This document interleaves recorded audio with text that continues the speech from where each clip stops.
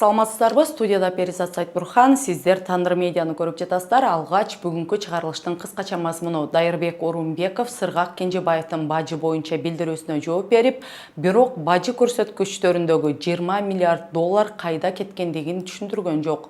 Теңиз бөлтүрүүк кумтөрдү кайтаруу процессин Садыр Жапаров эмес, өзү баштап толугу менен ишке ашыргандыгын айтып чыкты. 75-чилердин иши боюнча соттук отурум 13 августка жылдырылды. Быйыл кышында да Кыргызстанда электр энергиясына таңкыстык болуп, 4 миллиард киловатт-саат электр энергиясы жетишпей. Токтогулдагы суунун көлөмү былтыркыдан 700-750 миллион куб метрге аз.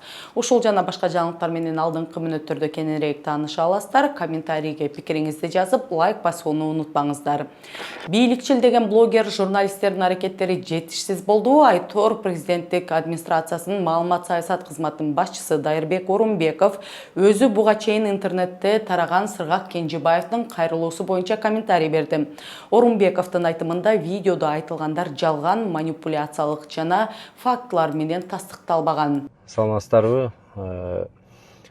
Азыр интернетте Сыргак Кенжебаев деген жарандын президенттин агасы жана анын үй бүлөсү бажы тармагына кийлигишип атат, бажы тармагынан акчаларды чыгарып уурдап атат деген бир жалган билдирүүсү талкууланып атат.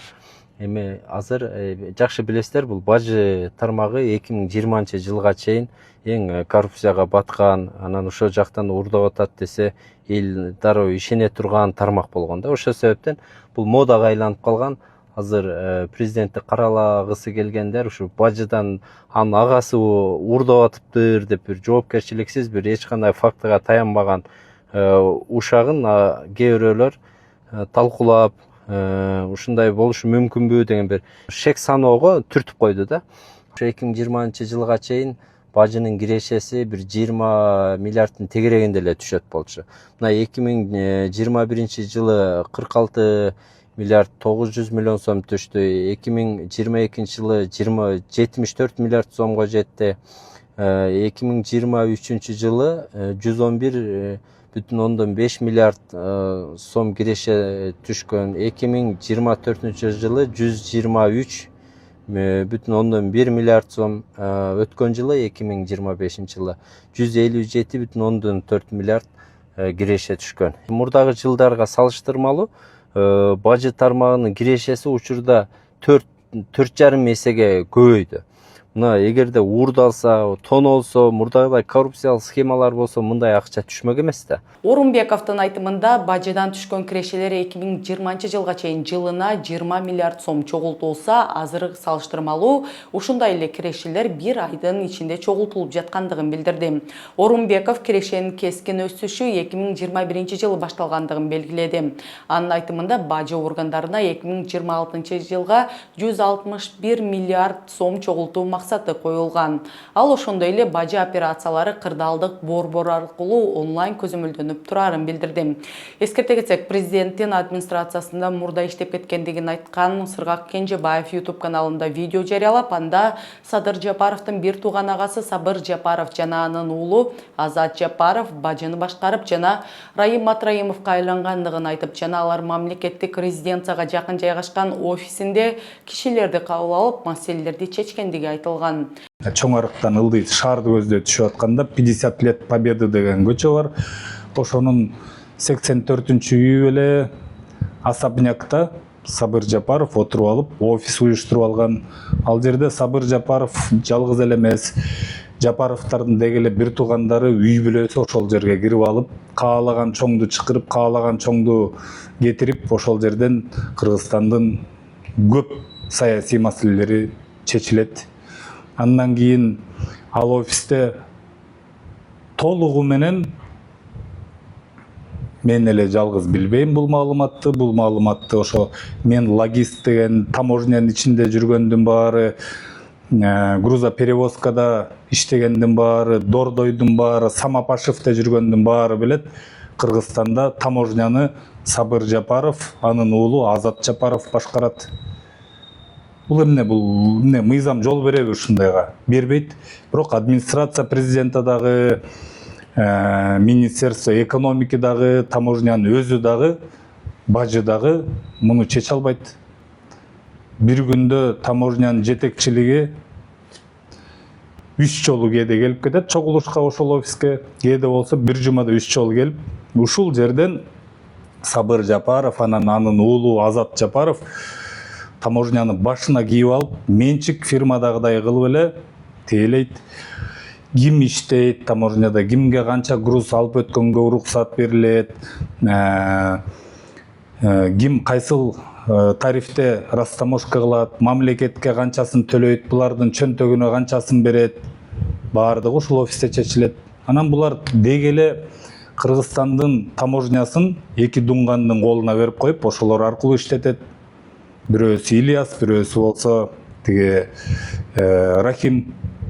Ал ошондой эле Сабыр Жапаров бажыны башкарууну өз жардамчыларына Саттаров Рахимжан жана дагы бир аты аталган кишиге өткөрүп бергендигин айткан. Биз дагы кызыгып, негизги бажыдагы мындай өсүү жана канчалык таза иштеп жаткандыгын карап чыгууну чечтик. Алгач эле маалыматтар боюнча Brookings институту жана Европа комиссиясынын эксперттеринин айтымында 2022 жылдан кийин Европа биримдигинен Кыргызстанга экспорт миңдеген пайызга өскөн. Мисалы Эстониядан 10 000 пайызга, Финляндиядан 3100 пайызга. Европа биримдигинин маалыматы боюнча Европадан Кыргызстанга атайын электрониканын экспорту 2025-26 жылдарга карата 800 пайызга өскөн. Ал эми Кыргызстандан Орусияга жабдууларды жеткирүү 1200 пайызга өскөн. Ошол эле учурда Кыргыз Республикасындагы ички өндүрүш өскөн эмес.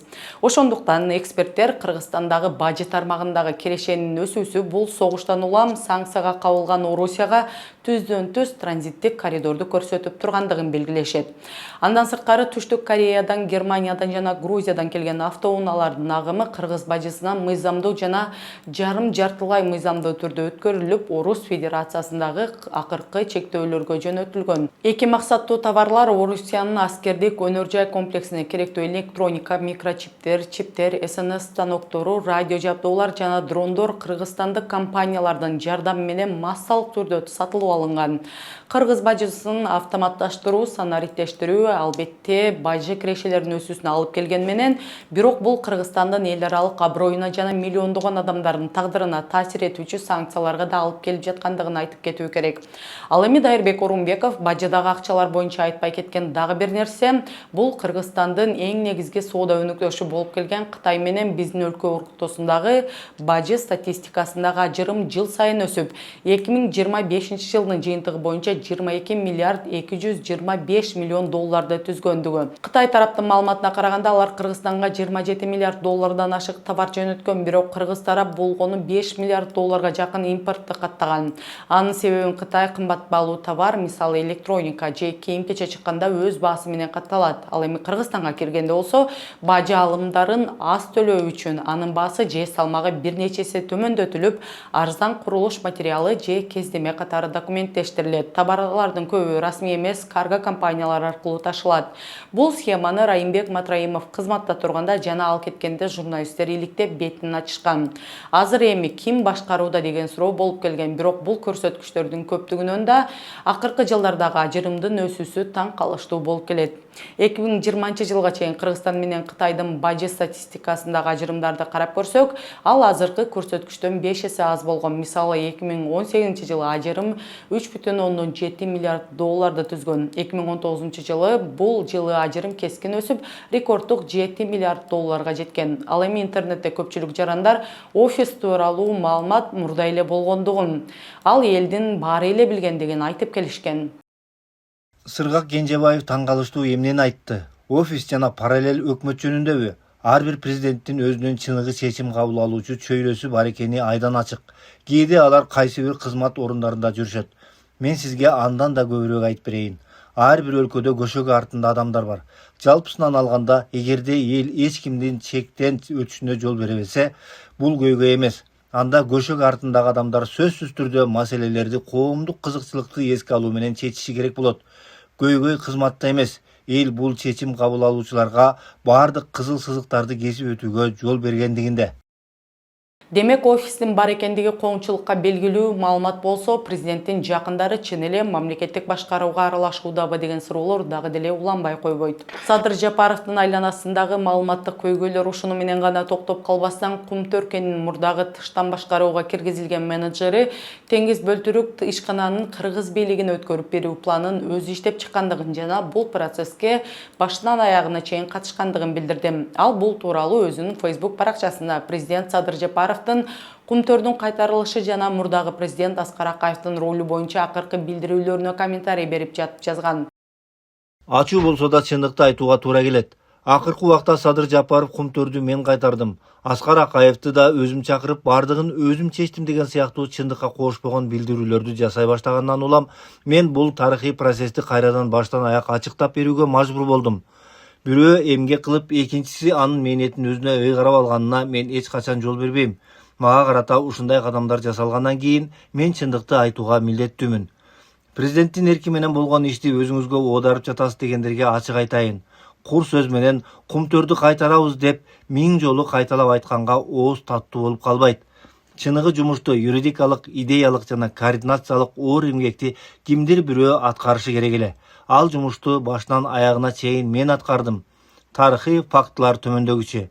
Идеяда, иш аракеттердин планы, алгоритми да меники. Мен Кыргызстанга келип президенттик резиденцияда 6 күбөнүн көзүнчө 27 февралда 2021 жылы Кумтөрдү кантип, кандай укуктук кадамдар менен колубузга ала турганыбызды баштан аяк толугу менен сызып негиздеп бергем. Ошого баары макулдугун беришип, 3 күндөн кийин ошол протоколдун негизинде Улукбек Марипов Кумтөр боюнча өкмөттүн постановлениясын чыгарган. Аскар Акаевди чакыруу менин жеке оюм жана демилгем.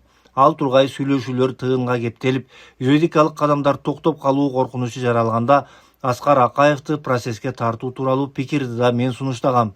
Глобалдык келишимди оңдоо, жада калса глобалдык келишимди түзүүдө капыстан ката кетирген америкалык юристти иштен кетирип, менин котормочулар келишимдин текстин кайрадан өзүбүз оңдоп чыкканбыз.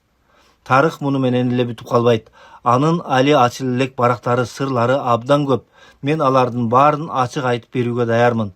Чындык эртеби кечпи баары бир жеңет. Ал ошондой эле келишимди түзүүдөгү каталарды оңдоп чыккандыгын айтып, Кумтөр боюнча идеядан баштап ага байланыштуу юридикалык, уюштуруучулук, координациялык иштердин бардыгын башынан аягына чейин өзү башкаргандыгын жана өмүрүнүн аягына чейин ушул чындыкты айтуудан кайра кайтпай тургандыгын айткан. Теңиз Бөлтүрүк келечекте дагы маалыматтар менен бөлүшө тургандыгын билдирди. 10 августта Бишкек шаардык соту 75-чилердин катына байланыштуу кылмыш иши боюнча апелляциялык арызды карап баштады. Отурум башталаарда Эмилбек Узакбаев эч кандай күнөөсү жок экендигин айтты. Эскерте кетсек, райондук соттун чечимине каршы арызды прокурорлор да, айыпталуучу Камчыбек Ташиевдин жана Курманкул Зулушевдун адвокаттары да кийинки инстанциядагы сотко беришкен. Ачык өткөзсө, конечно, бул коомчулукка дагы бардыгында жакшы да. Соттун буга чейинки өкүм боюнча эмне дейсиз негизи? Өкүм боюнча апелляция жазбадык ошондо. Бүгүнкү отурумда айыпталуучулардын адвокаттары прокуратуранын шаардык сотко жазган арызы менен таанышуу үчүн убакыт сурап, судья аны канааттандыргандыгынан улам отурум 13 августка жылдырылып, шектүүлөрдүн бири Курсан Асанов иш териштирилип баштаганда соттук отурумдарды ачык өткөрүү өтүнүчүн берерин айтты. Ички иштер министрлигине жашыруун деген гриф койгондуктан Бишкектин 1-май райондук сотунда иш алгач жабык каралган, кийин адвокаттардын суранычы менен ачык каралып, кайра жабык өткөрүү чечими кабыл алынган. Кыргызстанда бул жылы да кышында электр энергиясынын дефицити күтүлөт. Бул боюнча бүгүн өкмөттүн 2026-27 жылдардагы күз-кыш мезгилине даярдоо мезгилинде маселесин талкуулоо учурунда белгилүү болду. Энергетика министрлигинин маалыматы боюнча өлкөдө электр энергиясын керектөө 2026 жылы 19 миллиард киловатт саатка жетет деп күтүлүүдө. Анын 15 миллиард киловатт сааты ички өндүрүү пландаштырууда. Тартыштыкты жабуу үчүн кошумча 4 миллиард киловатт саат импорттоого туура келет. Ошондой эле Токтогул суу сактагычындагы суунун көлөмү өткөн жылдын ушул мезгилине салыштырмалуу аз экендиги белгиленди. Ошондуктан штаб мүчөлөрүнө суу ресурстарын сарамжалдуу пайдалануу жана белгиленген электр энергиясын керектөө лимиттерин сактоо тапшырылды. Токтогул суу сактагычындагы суунун көлөмү учурда өткөн жылдын ушул мезгилине салыштырмалуу аз. Ушуга байланыштуу жыйындын катышуучулары тиричилик электр энергиясынын керектөөнүн белгиленген лимиттерин так сактоо жана суу ресурстарын сарамжалдуу пайдалануу зарылдыгын баса белгилешти. Ошондой эле бекитилген графиктерге ылайык гидроэлектростанциялардын агрегаттарын жана жылуулук электр станциясын оңдоо иштерин өз убагында бүтүрүү милдети коюлду. Бирок министрлер кабинети Токтогул суу сактагычындагы суунун так көлөмүн жарыялаган жок. Эске сала кетсек, 2025 жылдын май айынан бери Кыргыз бийлиги бул маалыматтарды жашыруун сактап, азыр алар кызматты колдонуу үчүн гана классификациялангандыгын билдирген. Бир ай мурун энергетика министри Токтогул суу сактагычындагы суунун көлөмү 10 миллиард куб метрди түзөрүн билдирген. Бул өткөн жылдын июль айына салыштырмалуу 700-750 миллион куб метрге аз. Эскерте кетсек, былтыр күз-кыш мезгилинде электр энергиясын колдонуу 3 киловатт-саат менен чектелип, акылдуу эсептегичтер эки электр приборлорун бирдей жандырган учурда толугу менен үйдөн электр энергиясын өчүрүп турган. Андан сырткары Кыргызстанда ар бир жылдын 1-майынан баштап электр энергиясына болгон баанын кымбаттоосу да каралган. Ошол эле учурда электр энергиясын колдонуу боюнча лидерлердин бири майнинг жана крипто соодасын өнүктүрүүнү Кыргыз бийлиги приоритеттүү тармак катары карап, ал үчүн атайын мамлекеттик агенттик түзүлүп, ал эми президенттин жалгыз кеңешчиси да ушул тармактан. Тышкы иштер министри Жээнбек Кулубаев АКШнын мамлекеттик катчысынын Түштүк жана Борбор Азия иштери боюнча жардамчысы Пол Капур менен жолугушуп, визалык жол-жоболор жана визалык кепилдик төлөмдөр жана санкция маселелерин талкуулады. Эске сала кетсек, 3-августтан тартып АКШга убактылуу иш сапар, туризм, эс алуу же туугандарына жолугуу үчүн бара турган Кыргызстандын жарандарына бул өлкөгө кирүү үчүн $20,000 чейин кирүү төлөө программасы ишке кирген. Ага чейин кыргыз жарандары B1, B2 туристтик жана иш сапар визалары үчүн арыз тапшырып жарактуу деп табылса 5, 10 же $15,000 өлчөмүндө кирүү төлөөгө милдеттүү болгон. Бирок ошол эле күнү Insider басылмасы АКШнын мамлекеттик департаменти B1 жана B2 туристтик жана ишкердик визаларына арыз берүүчүлөрдүн үчүн кайтарылуучу накталай акча депозит программасын жокко чыгарбай тургандыгын билдирген. Депозит $20,000 чейин болушу мүмкүн. Эреже 2026 жылдын 3-августуна күчүнө кирип, Кыргызстан, Грузия, Тажикстан жана Түркмөнстанды кошкондой 50 өлкөнүн жарандарына тиешелүү. Бул бүгүнкү күнгө карата жаңылыктардын негизгилери болду. Аны даярдап эфирге алып чыккан мен Перизат Сайтбурхан. Кийинки берүүлөрдөн көрүшкөнчө аман болуңуздар.